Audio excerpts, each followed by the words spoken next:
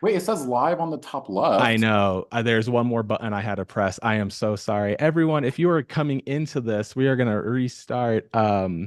Everyone can, if you're in the chat in YouTube now, can you tell me if you could see us? And this is happening. This is pure comedy on our end, my end.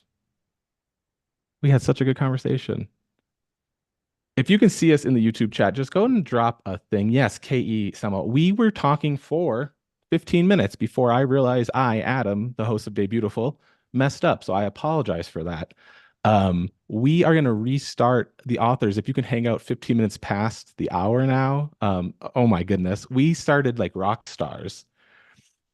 Ladies and gentlemen, kings and queens, everyone in between. I am Adam. I run a website and podcast called Debutiful. I'm going to quickly introduce our authors because I already did this and we talked for 15 minutes to ourselves.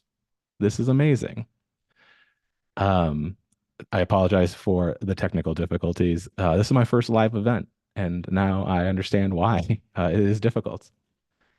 Today's guests are Neema Avashia. She is the daughter of Indian immigrants and was born and raised in southern West Virginia. Her first book, Another Appalachia, Coming Up Queer and Indian in a Mountain Place, was published by West Virginia University Press in 2022. Neema, again, hello. Thank you.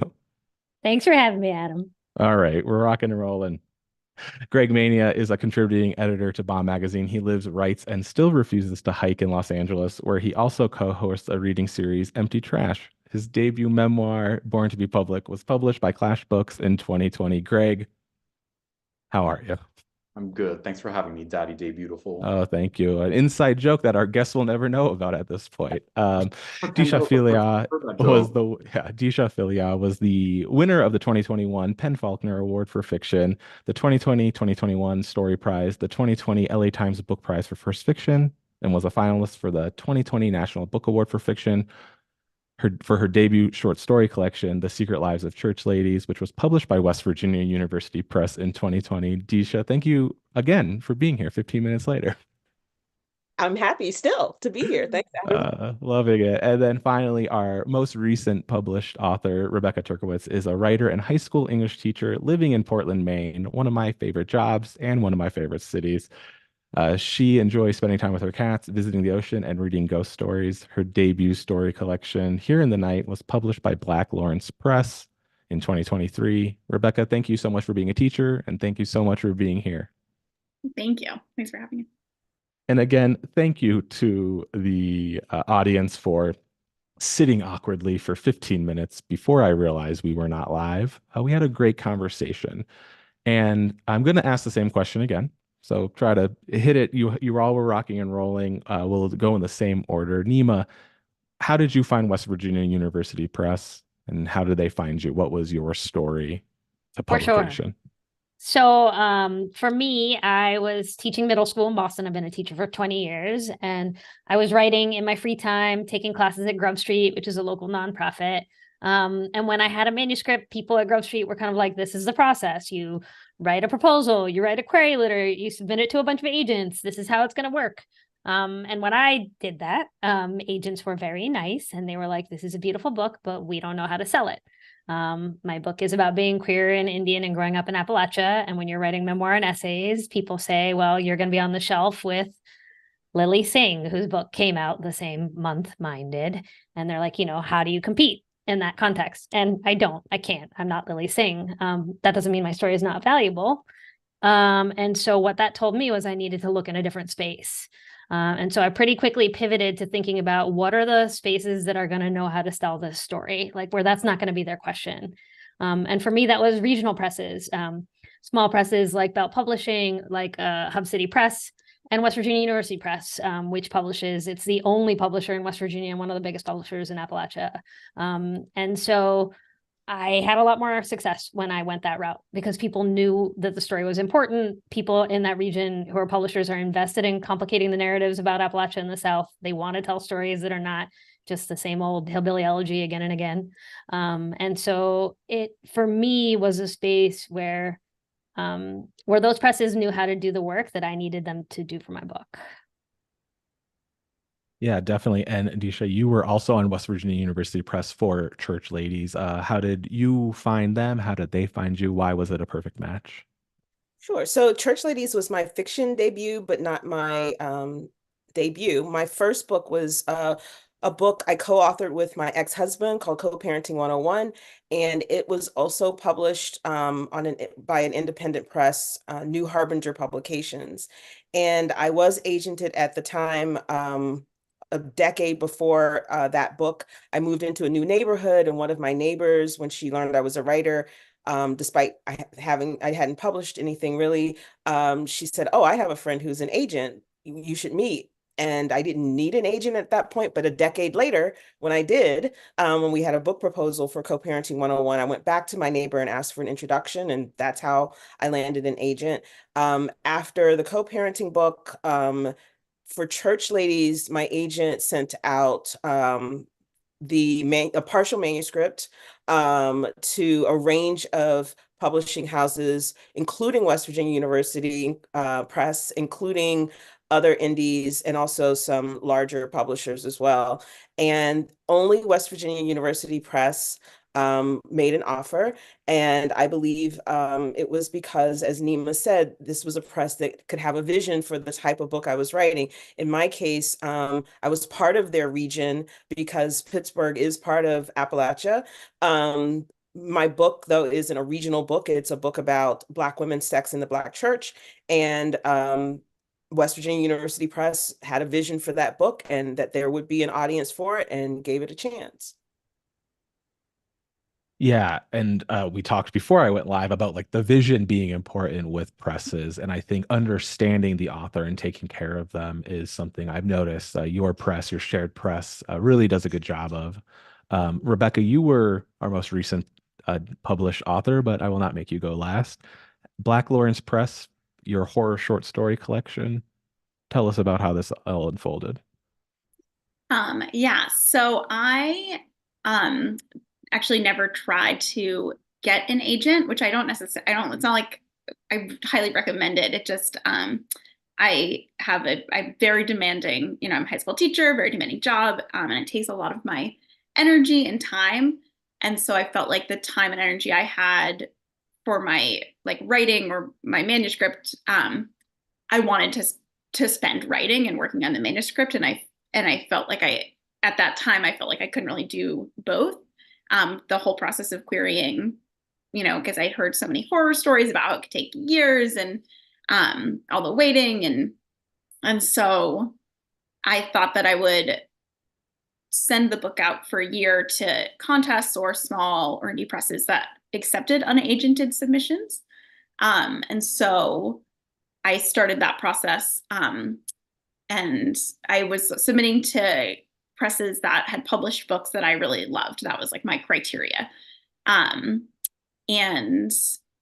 I got very lucky. A couple months in, actually, I heard from Black Lawrence Press, and the editor there has been just like absolutely amazing. And they have been really, really supportive and also really transparent. And I think that's something that will come up a lot. I feel like as a debut author, like there's so much, when you like spend all these years practicing writing, you don't practice being a publicist, which is what you kind of have to do, especially with small presses.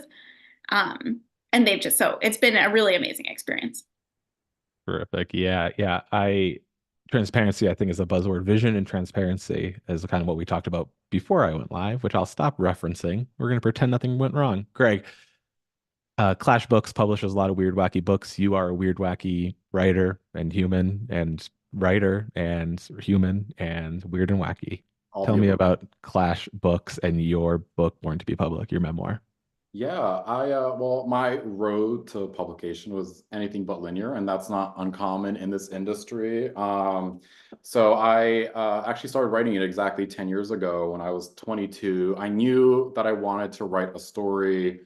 I had a very clear vision of the book. And I think that was a good thing because I didn't, in terms of learning about the industry, I was very self-taught. I had to sort of ask my friend who majored in publishing in undergrad, like, hey, can you send me a sample of a book proposal? Because she worked at an educational publishing house. And I knew that I had a story that I just wanted to put into a memoir, and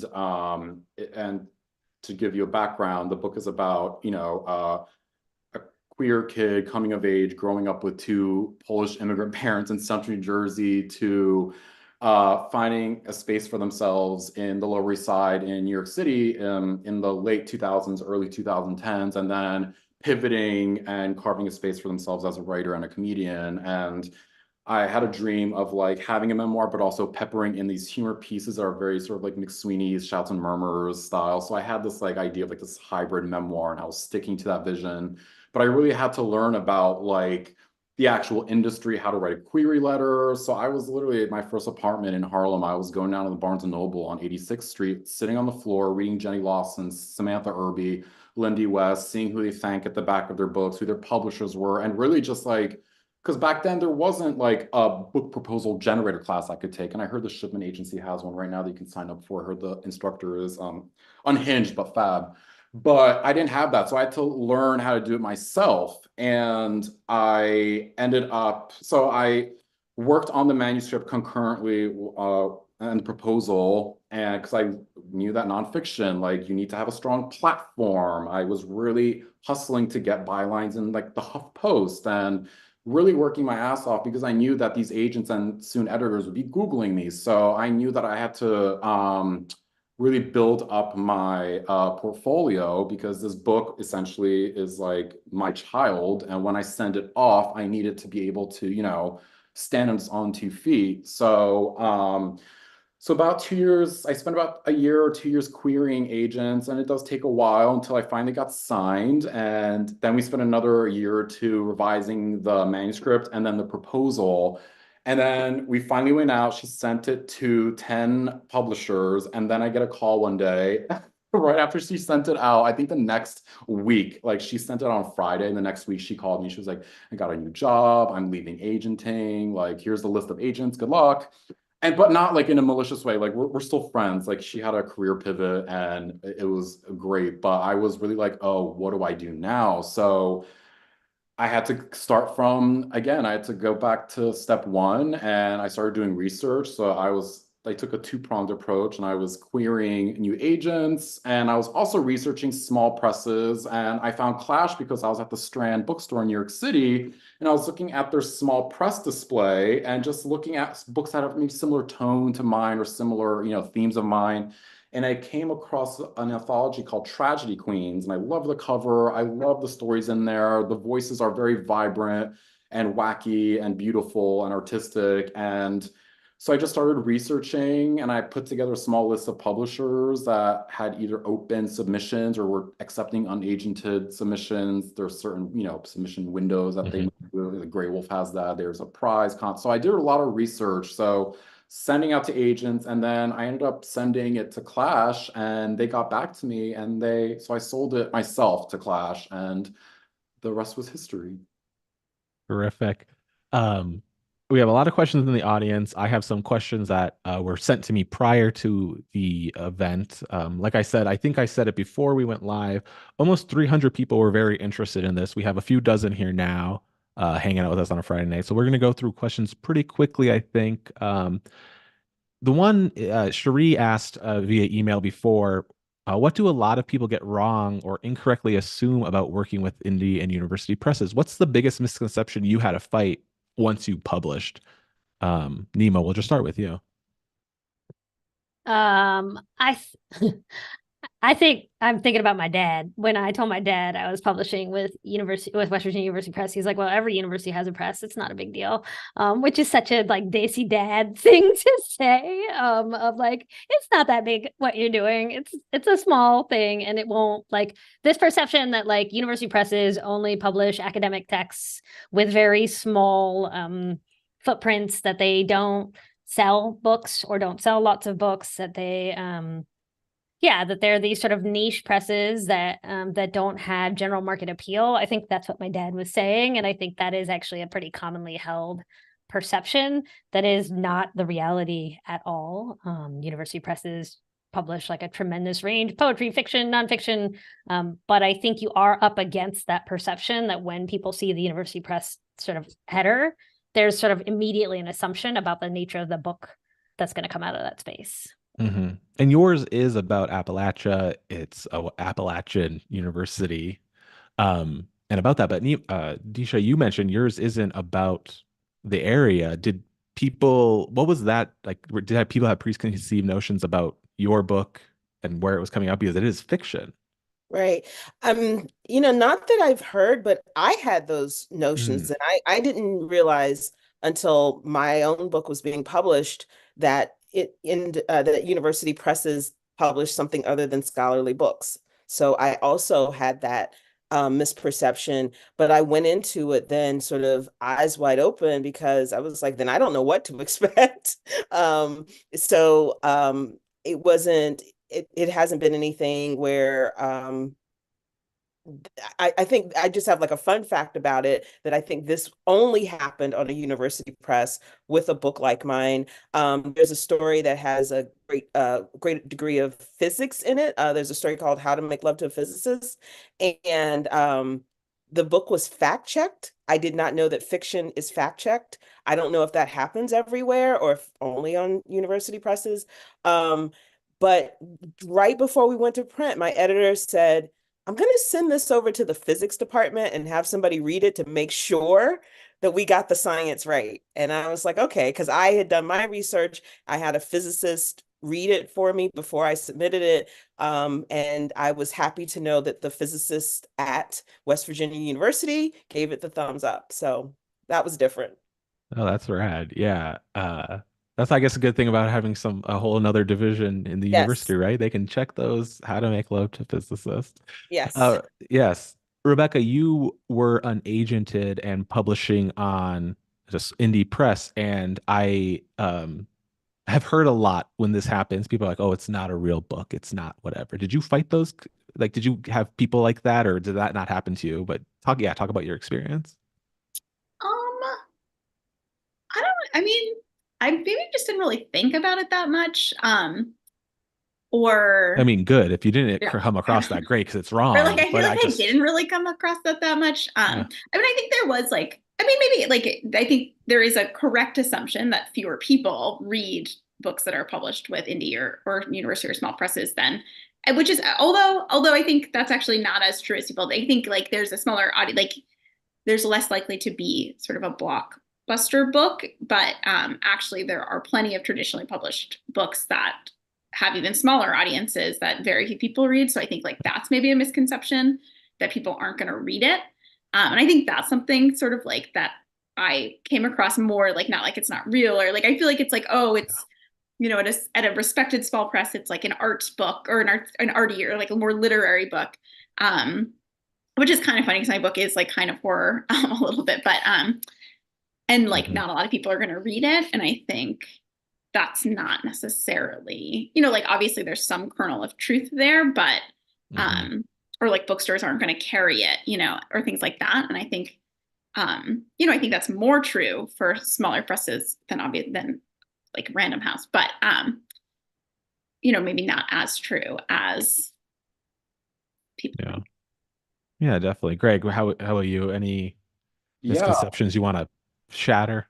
Yeah, I think a lot of folks don't realize that indie and university presses are tastemakers. They are, I mean, if you think about it, because of university and small and indie presses, we have some of our greatest living writers. I mean, Roxane Gay was published on a small press. Samantha Irby, Curbside Splendor, Media was published on a tiny, at its first iteration.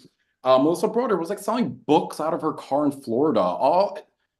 Deesha, all these living legends have debuted on small presses, and without them, we wouldn't have these folks that we are so fortunate to be alive with at the same time. And now you see it with all these like big five publishers, they see this these icons that have just like shot from these university presses, and they're buying out the contracts to republish the first edition. They are paying attention. So I think it's something to pay attention to just as much, if not more, than your typical big five commercial release, because those are really the small presses and the indie presses and the university presses. Those are the ones that are really sort of spearheading where we're going on the whole in terms of literature now and going forward. So I think when you're in your local bookstore, you should definitely be, I think, try to spend just as much time looking at those indie and small press selections, because chances are, more times than not, one of those writers that you might not have heard of yet is probably going to be all over the place before you know it. So it's definitely, I think it's the beating heart of our world for the literature. Yeah. And one thing I've noticed about myself running Debutiful for 5 years is I have not covered enough indie and university presses. And what I've leaned on as a crutch was I just didn't know about them, because because indie and university presses can't afford to send me books, right? And that's a thing that I'm just calling myself out publicly that I'm trying to change right now, this very moment. I'm going to skip some of the questions that I prepped you all on, and we'll get to them maybe eventually, but I want to hop into the audience. Goldie in the audience asked about editing. Did you pay for an editor? Did you have it mostly clean before you got there? There was a good chat happening in the YouTube chat, but I'm curious your experience. How much editing did they do? Did you pay for one? Was it just handed in and they printed it? Rebecca, we'll start with you because we always have you in the middle. We'll throw you first. What was Black Lawrence and Here in the Night like for you? Yeah, so the manuscript was relatively polished, I think. I mean, I wrote it, it took me 10 years to write it. And I think a little more than half this, actually, like 3/4 of the, I don't know, a bunch of them had already been published with journals or online, so they'd already been edited by journal and magazine editors, who I'm very incredibly grateful to for the work that went into that. But Black Lawrence does edit. There was 3 rounds of edits, which I'm also incredibly grateful for, and edits that I very much made the book a better book. Deesha, you also had a story collection. How many of them were previously published? What was your editing experience like with WVU? Of the 9 stories, I want to say maybe 2 or 3 had been previously published. But the collection was pretty polished when they got it, and we did a round of editing. I did not hire an outside editor. I don't know that that's something that a small or indie press or university press requires you to do. I mean, if you want to do that before you start submitting, possibly, but there are in-house editors, just so people know that. And oh gosh, I had the thought and it just went right out of my head. It'll come back to me. But anyway, we did have that. Oh, I know, because it's a university press, the book was peer reviewed. And so that's going to be different than if you're with one of the big 5, for example. Or I guess even with just an indie press, but specific to university presses, you have a reviewer 1 and reviewer 2. Everybody always talks about the infamous reviewer 2. So that was so I would consider that a round of editing, because I got, some notes there. And then I worked with an in-house editor at the press as well. Greg, I'm going to make you go last again, just because the West Virginia Press connection. Neema, a similar thing. I mean, yours is a memoir, not a short story collection, but I'm assuming similar to Deesha. Similar, and the peer review process was actually really wonderful, especially for somebody who, I don't have an MFA. I'm not connected to the literary world, or I wasn't certainly before the publication of the book. So actually, one of my peer reviewers also became one of my blurbers, right? Which I wouldn't have had that. I wouldn't have had anyone to ask for blurbs. I at least had one person I could ask because it was my peer reviewer, which helped. I also think I would say that having an essay collection where about half of the essays have been previously published, and then when you're putting a collection together, the level of editing of checking for consistency across essays, checking for where is information repeated that I need to cut here and move here. That level of detail, I read it a billion times. I had friends read it. I had my partner read it. And it was copy edited by the press, but there is a grain size around editing that if I could go back, I would find a way to get one more round of editing in. And that might be unique to essay collections, just because you are running up against like information that repeats across essays sometimes when they're being published in other venues, and then you collect and you're like, shoot, I said the same thing in 3 different essays. Like, how did that happen?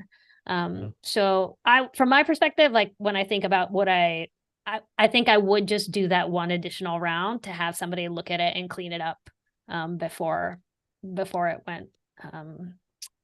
went to print. Yeah, Greg, yours is a similar structured book kind of to Neema's essays, memoir. What was your editing process like? It was really wonderful. And I mean, first of all, they tore the book apart, which I'm so thankful they did, because there's a reason why all of the 10 editors that my first agent sent it to rejected it. And if that draft had been published now, I wouldn't be here. I would change my name, dye my hair. Like it would not be the book that I was ready to put out. So I'm very thankful that Clash pushed me, and I learned so much. I don't have an MFA, but I feel like working with Clash, I got one just because I really learned with them. Because so Clash is run by a husband and wife superstar duo. So Lisa Cantorell is the editor-in-chief. Her wonderful husband, Christoph Paul, is a managing editor. And they have this beautiful dynamic where Christoph will go through and he does like the large sweeping edits. I mean, he cut like, I think 30,000 words, which needed to be cut. And then Lisa's like the devil in the detail. Like she goes in and like we talk about like joke structure. I'm like, the syllables here, I need to put like pepper in like something, you know, the word cranberry bog, that's funnier than this. So like we could go in and really be like word nerds. And then Christoph will go through and like do these like sweeping structural changes. So we did that for about maybe I want to say 2 years, just going back and forth, because the book really needed a lot of work. So that being said, the book became so much better because of that. And they pushed me and I fought and I cried. I was like, no, I don't want to take this part out. But then I was like, you're right. That's right. But on the other hand, they did listen to me if I really felt strongly about something. They didn't just dismiss it. They were like, okay, I see it your way. Let's try to make that work together. So it was a lot of compromise, but it was such a wonderful learning experience because I really became a way better writer because of it. Now, on the other hand, I will say this for the sake of transparency, the copy edits, I wish I had done them myself, is a nice way of saying them, but because it wasn't until I was in the booth, we're doing the audiobook and I was reading like the final PDF and I was like, what? Like that subject doesn't agree with that verb, like these very small things. Luckily at the time, this was when Clash was on a print on demand model. So even if we did have finished copies, we could go back and make changes. So when a bookstore orders them, they'll print like 10 of the most updated copies. So I was in the audio booth recording the audiobook and just like catching these small things that like maybe the averager might not notice, but I do, because I'm very much a stickler for grammar when it comes to myself. I'm like, oh my God, how can I do that? Like I beat myself up a lot and I've gotten better with it. But funny enough, thankfully, the versions that are out now, like the paperback and the audiobook, they're all correct. But I actually got an email from a reader, this wonderful woman in Kansas City, who sent me the longest email saying that she got my book at a bookstore there, saying how much she connected with it, which is really beautiful to me considering like we're worlds apart. And then she was like, there are some things that I noticed. I hope you're not offended. Can I just send like corrections? She sends me back 15 pages of copy of like misplaced commas, semicolons, and I was mortified. Again, things that you might not notice if you're not, a writer, but for me, I was like, this will not do. So long story short, I paid her myself because I was like, you did copy editing. You did the work that someone else should have done, frankly. So I paid her out of my own money because I felt so like grateful. Wow. I was like, I took my advance, which was for transparency, it was $2,000. I gave her, I gave her $1,000 because that was a lot of pages of copy edits. Wow. I found every small thing that we missed as a team. But it has a happy ending because now we're good friends and she actually works for me as my editorial assistant and we're like this. So because of the flubber, because of the blunders, I actually found a friend for life and a hell of an editorial assistant. So it worked out for the best. Amazing. I think I'm gonna go there's a lot of questions and I'm gonna go in the cycle of publication. So you found your publisher, you went through your edits. A few of the questions are about distribution. And I know you aren't working for the publisher, but I think you probably know more than me and the average person in the chat right now. But whoever wants to start, how did you get from, Appalachia to et cetera, or Portland or New York to Kansas City? Like, whoever wants to jump in. I still am a little confused, so maybe you can speak to it a little bit, but I will say I know that the University of Chicago is a distributor for West Virginia University Press. So if I want to order my author copies and get a discount, that's what I call them up and place the order, the old-fashioned way.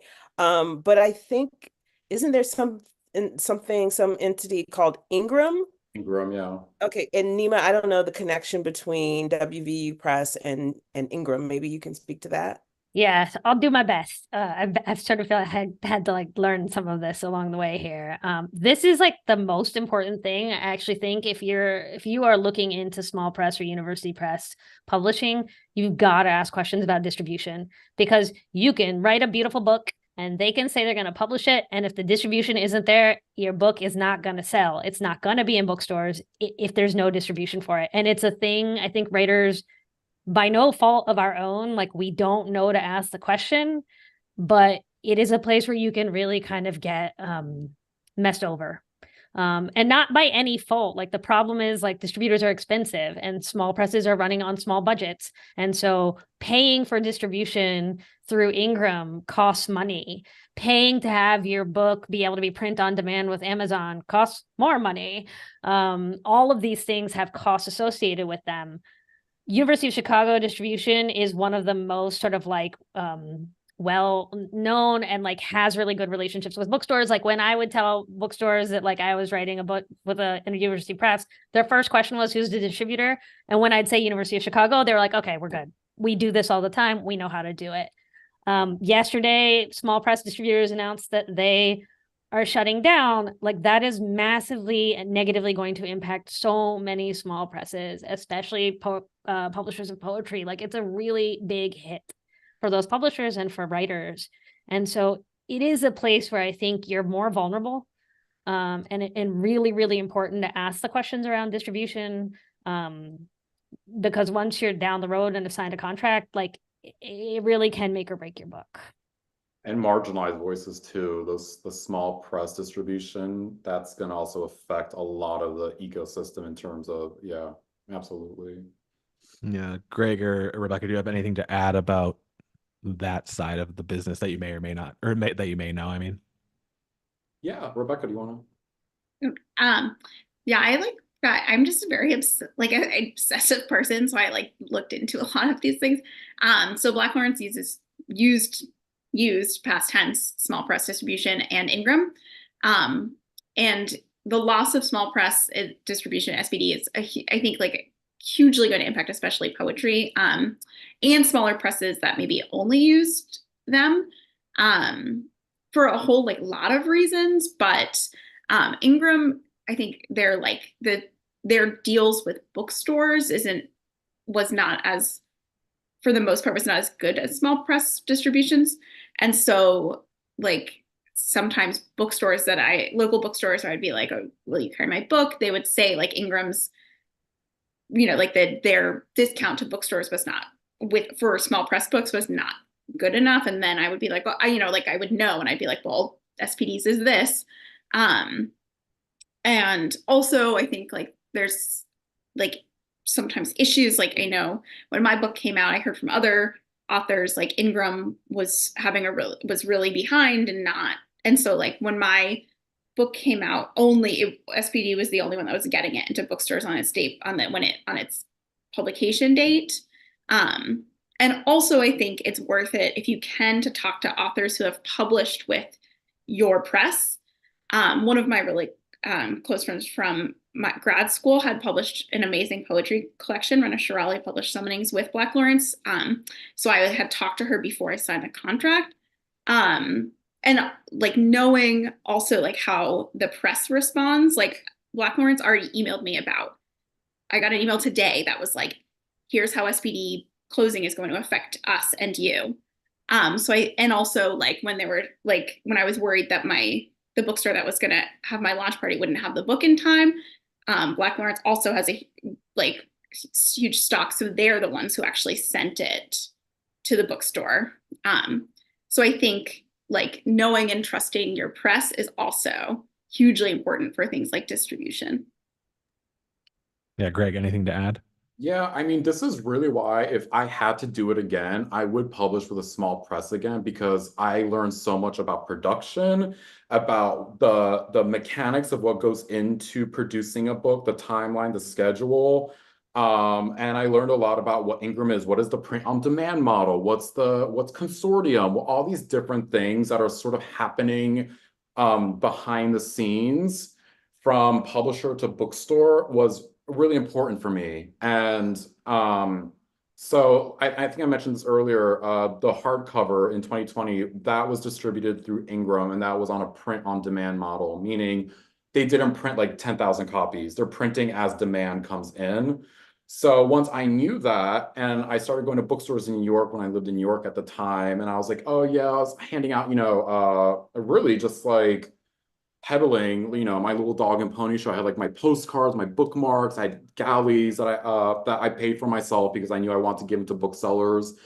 And they were asking me like, oh, how do we order it? And I was like, oh, I think it's called Ingram. And they're like, oh, cool, you're good. So when I knew that, then I I ended up organizing a Google sheet of like, this took a while. It was like 300, 400 bookstores all across the country. And again, because it wasn't a traditional distribution model, I ended up emailing these. It took a long time. Bookstores from Ann Arbor to Santa Fe to Arizona to Rhode Island, just writing these bookstores, telling them about my book. And that was how I was able to get into a lot of these bookstores, because I took the time, a lot of time, to reach out to them individually.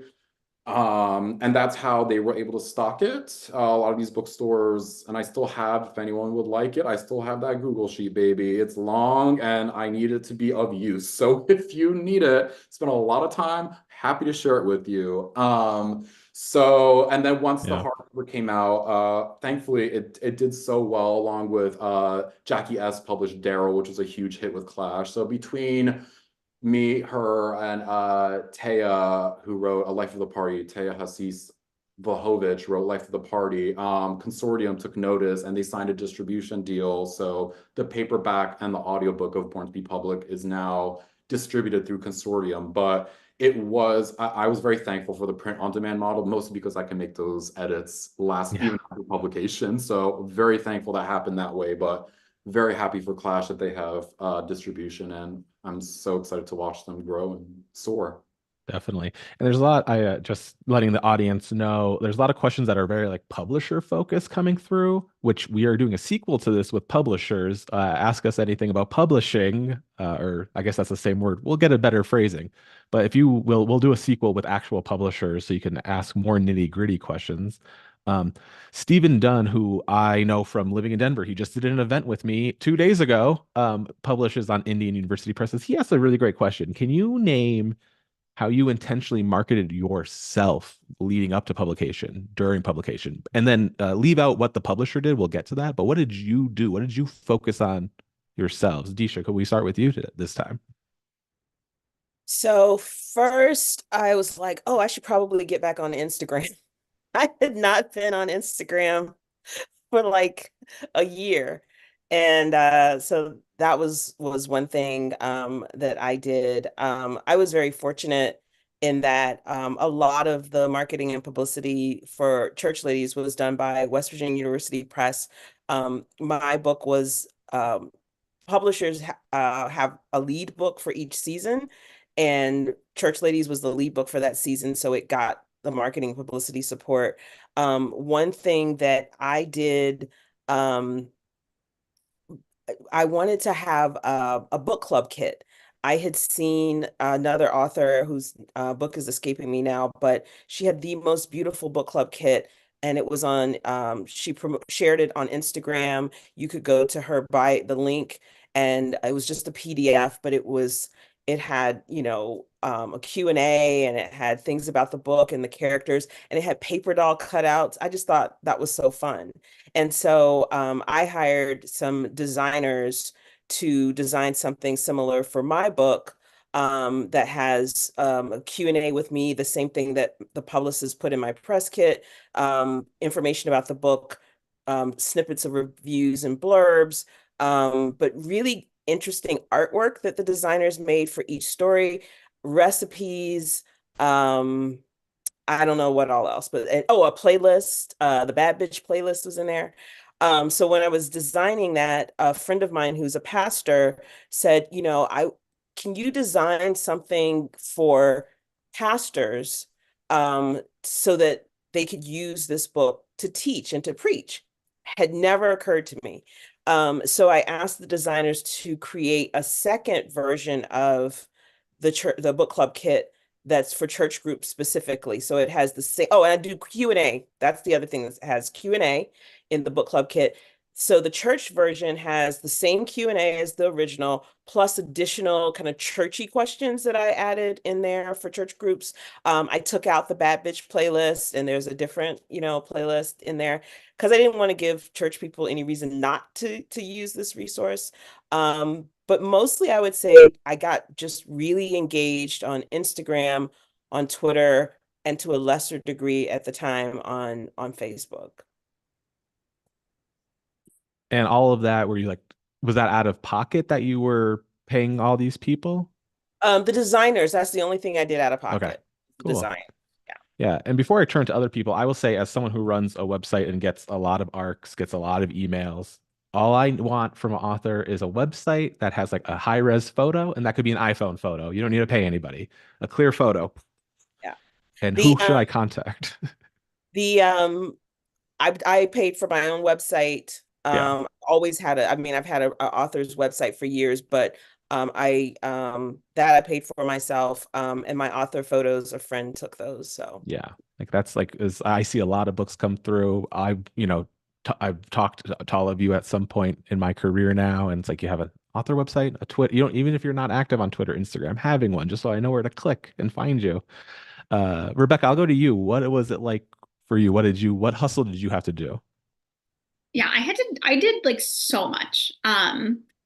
But I really focused on, a lot on sending the book to reviewers and to like people who made lists, and to I didn't do as much podcast outreach, but like things like that. Like I don't know if you remember this, like, so I mean, Black Lawrence, it's a small press, not just an indie press. So like I didn't have hard copy ARCs, and so most places now do accept, like almost all accept electronic ARCs. I printed it and mailed you just like a stack of pages, which was like, and I felt like a pretty bold move, but I didn't. And I'm sorry you had to read it like that, but yeah. No, I and loved so, it. So I like had a huge spreadsheet of places that reviewed. I did a lot of like looking at books that I had loved that were similar to mine, and looking at who had reviewed them or who had put them on a list, and then was sending ARCs along with a press sheet that Black Lawrence had made me to them. I also, like, I had never had a public Instagram, and I like never used Twitter, so I had to like do that. And I like, social media I knew was never going to be a huge part of my sort of like publicity strategy, because that's just not, I'm never going to have like thousands of followers. I'm not that fluent of a social media user, and I don't want to be. But I did a lot of like finding information, like making connections with people and then like forming more of a community of writers. And it was so helpful, just like, because there isn't a lot of transparency around these things. So it was like, now that I know other debut authors who debuted last year, I could ask them questions, and then now can finally give like a little bit of advice back to people. Yeah. Definitely. Yeah, I still have it. I was trying to see if it was behind me, but I'm obviously not organized in any way in life. Greg, you're kind of like social media savvy, I would say. Was that a big part of what you were doing to promote yourself? That was a large part of it, mostly because that was so, I mean, very much tethered to the book, because it was really about, you know, the book, sort of, the springboard of it was a time when Twitter was very nascent, and a lot of it was persona driven. We had Rob Delaney, we had Megan Amram, Melissa Broder as So Sad Today. So I really was obsessed with this idea of performing online and having a persona, because I don't, you know, I'm not a live performer. I don't do stand up. I don't do this. I like to perform as, you know, Greg Mania, especially back then, through like these bon mots and these little like tweets. You know, this was a world where a lot of comedy writers were getting hired off of Twitter back in like 2009 and 2010 or even earlier. So I was already focused on cultivating online presence, but not for the sake of clout. I just really love this idea of being a joke writer who sort of creates this narrative and a character that's sort of that's like an extended version of myself. So I became very obsessed with that because, as you know, I love Phyllis Diller. I love these comedians who are personas and characters, but can separate, but also, you know, be like the yin yang. There's an overlap. So I was already like media literate, and I mean, I majored in communications in college. So like that was something that was already I was doing. But in terms of promoting the book, I sort of took a dual approach to it. And the first one is I will, again, I'm very transparent with this. I knew that publishing a book, especially your debut, it's very important because the success of that will determine how easy or not is to sell your second, third, and fourth book. So I knew that I wanted to invest in it. So I did hire an independent publicist. I spent $7,500 for a 4-month campaign. Again, these prices range. Some publicists are A-list, triple A-list publishers. They can go to $40,000 for like, it depends. But I did my research. I ended up working with a publicist who used to be the marketing director at Soho Press, and he came highly regarded. He's in LA, and we had a lot of great meetings. So I was able to pay it in installments. So I really was working for years while I was writing the book and revising with an agent, without an agent. I was saving up money because I knew down the road that I probably will need to put, I treated my debut as like a small business. I really invested in it. So I had about 5,000 saved up. And I knew I needed to pay the publicist 7,500. So I just worked my ass off to pay it off. So I paid a large chunk, and then we worked together for me to pay it off in the rest of the installments throughout the campaign. So that was the one part of it. And a lot of it was also just marrying my contacts with his, because at that point I was starting to interview authors on a regular basis for multiple websites. So I already had those relationships with those editors. So I was able to like work with him and work with his contacts. We really worked together. It's not like he was like, okay, I'm going here. I said, okay, let's sit down. We'll do the first wave to these folks. I know that this editorial calendar, Esquire, plans it out 6 months, so let's do it here. So we were really working together. It was a very delicate and meticulous dance. But so I did invest in that. And I knew that it would be expensive, and I was really researching the right publicist and what my budget was. So that was the first part of it, was I did pay for an independent publicist.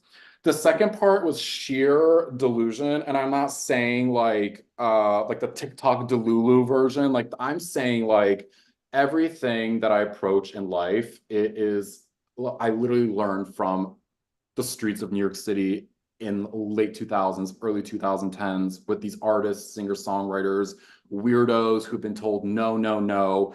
And we said, you know, F you guys, we're gonna create our own space. If we're too weird for you, we're gonna do our own thing.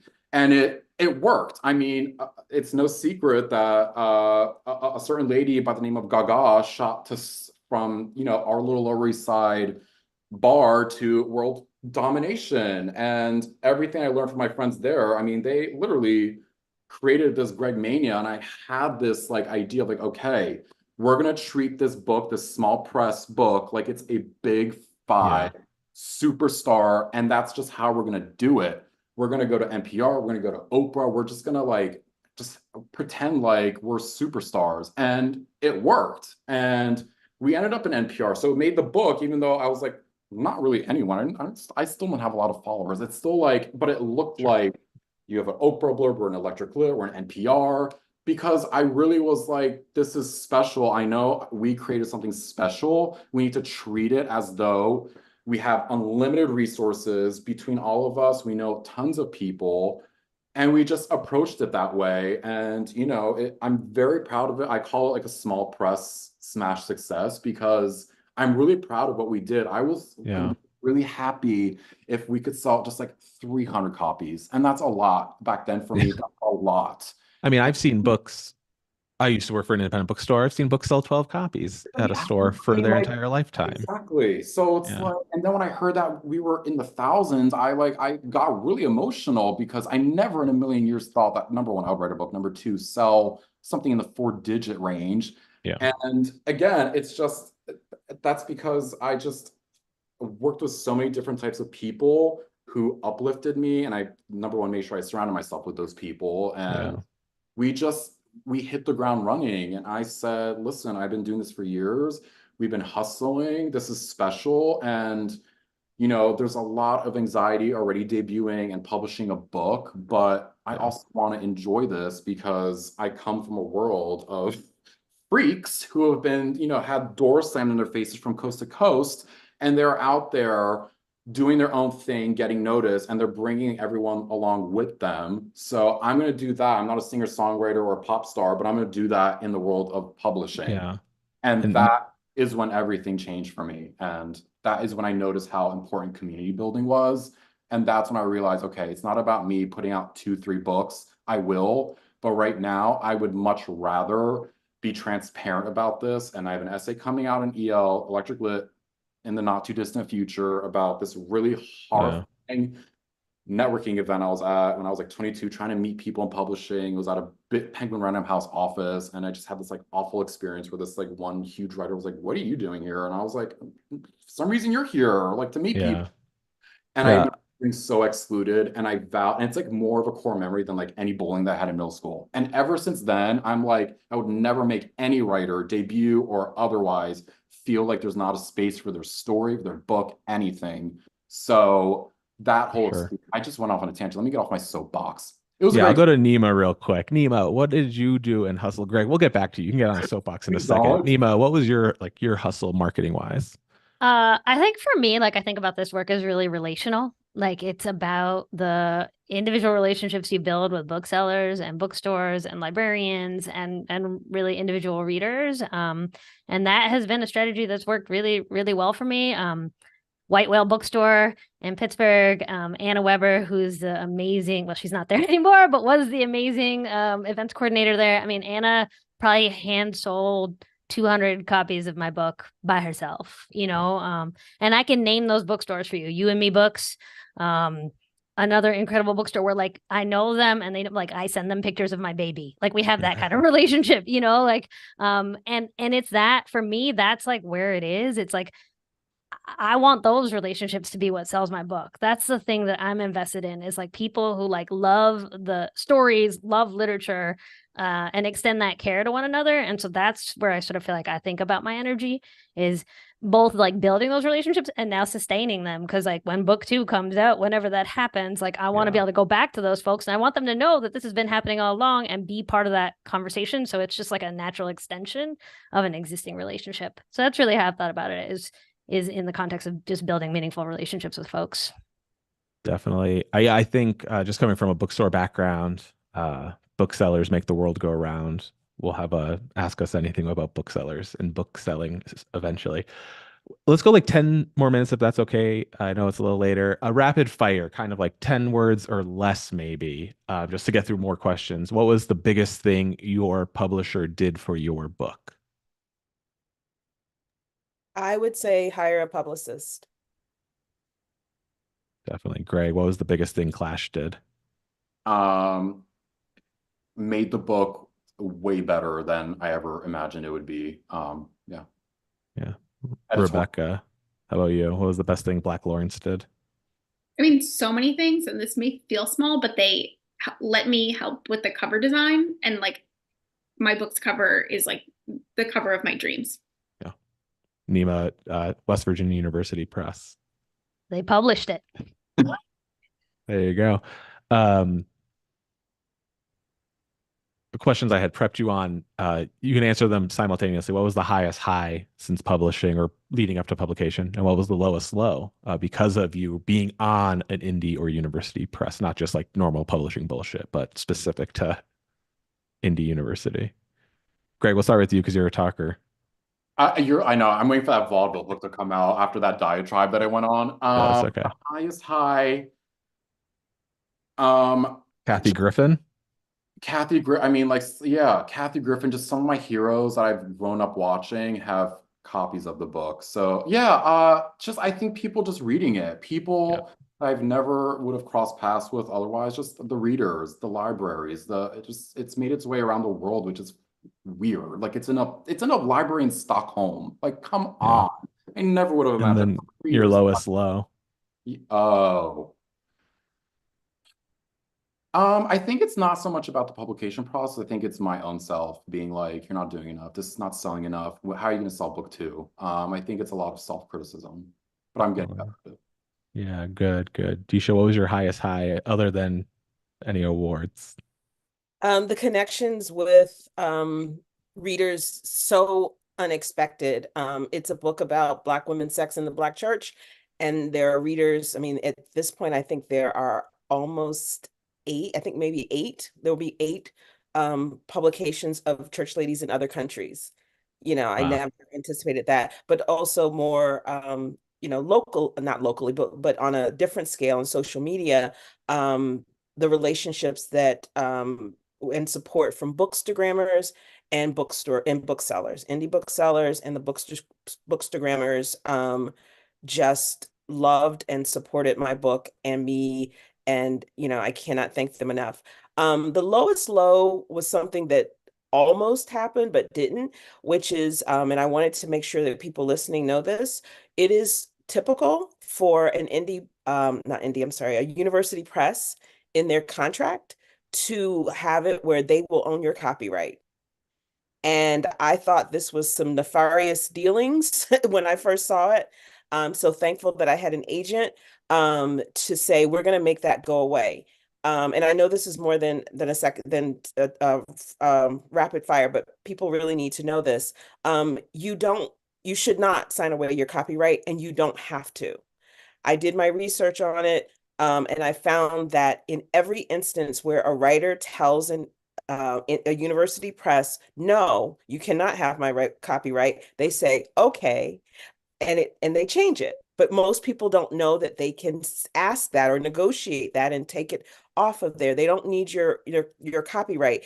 The reasoning they have is very paternalistic. If somebody violates your copyright, you have the full force of the university's lawyers behind you. But the likelihood of that happening versus what you're giving up if you give them your copyright is, it's do not ever give up your copyright. And the last thing I'll say, if you don't have an agent for any contract, join the Authors Guild and get a legal review of any contract before you sign it.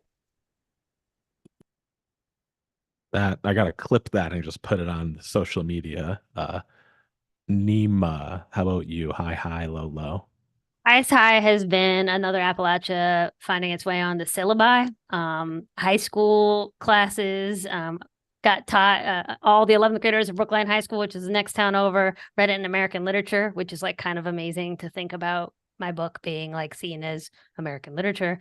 But like lots of Asian American studies classes, like just seeing it in so many spaces has been so cool. The lowest low is that public universities, especially in Appalachia and the South, are under a lot of threat. And intellectual life in those spaces under threat by conservative legislatures, and that leads to budget cuts, and it makes university presses incredibly vulnerable. There was a moment last year where we thought that the press was going to close, not because of anything they were doing. They've been incredibly successful, but because there are some legislators in the state of West Virginia who are hell-bent on dismantling any institution that supports people who look like me and Deesha and write books like the ones we write. And so that is a thing I think you also have to be aware of, is that there is a higher level of vulnerability with university presses and indie presses. They take more risks on our stories, but that also means they are more vulnerable. Yeah. Rebecca, high, low, low. I think reading reviews where people are like engaging very deeply with the book and the ideas in the book. It's like kind of surreal to have like such smart, close readers. It's pretty amazing. And my book launch was at Back Cove Books in Portland, Maine, best place in the world. Was just incredible. And lowest low was probably honestly just more about like exhaustion. I spent like basically no money on publicity, and I don't have a publicist. And so I did it all myself, with obviously with Black Lawrence's support, and they did some things, but it was a huge amount of work. And then my book debuted in the summer in July, and I was like so gung ho. And then I thought I could keep it up through the fall, and I think there was a time where I was like, okay, enough. Like I've done enough, and so it was just really hard to do both life and that. Definitely. I want to thank you all for your time. I'll have one more question, which is more about you just shouting out what you're working on, where we can find you, things like that. But I want to let the audience know this is a thing. I didn't really know how it was going to go. I started 15 minutes late. We went 15 minutes longer. So thank you everyone for hanging out. We're going to do some more Ask Us Anythings. We're going to do one about poetry, however, not during National Poetry Month because I messed up. Going to do one with indie and university publishers so we can ask more nitty-gritty questions. Bookstores, book tours, but like we're gonna get way more specific. I hope monthly, but just stay tuned. Debutiful.net, at Debutiful on social media. But where can we find you all? What projects are you working on? Any podcasts that you run, maybe, or any classes you teach? We'll just go in alphabetical order. Neema, alphabetical by last name. Neema. Shout some stuff out. I'm 15,000 words into a essay collection about queer motherhood. So I'm pretty excited about that. And if you want, I'm teaching a monthly generative writing class through the Makery at Hyman Settlement School. That's on Zoom last Saturday of every month. So you can come check that out if you want to. Cool. And I will, when I send a follow-up email, get links from you all to send to everyone. I forgot what alphabetical order was. Greg, Mania, M? Yeah. I like how we do next. Well, you can find me on any social media platform at Greg Mania. I write Save Our Serotonin, SOS, on Substack, and I run Empty Trash, a reading series here in Los Angeles. So if you are on the West Coast, our next show is April 18th at 7 p.m. at 3 clubs in Hollywood. There will be a formal announcement soon. And I am teaching a book proposal generator and a using humor in memoir and essay workshop for the Shipment Agency starting in April. And I hope to see you anywhere. Yeah, Deesha, what are you up to? A lot. Yes, on social media, I'm at Deesha Philyaw everywhere.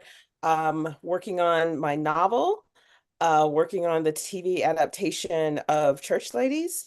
I am the co-host of a podcast called Ursa Story, which is my co-host is Donnie Walton.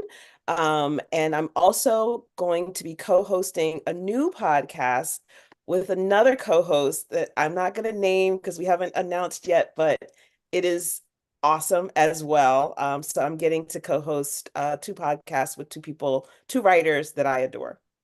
Amazing. And Rebecca, what about you? What are you up to? I mean, mostly right now I'm teaching the 10th grade.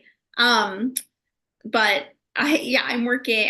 My goal is to start a novel that I've been doing a lot of research for and whatever this summer, but I just have these short stories that I can't start the novel until I finish. So I'm finishing a bunch of short stories with the goal of starting the novel.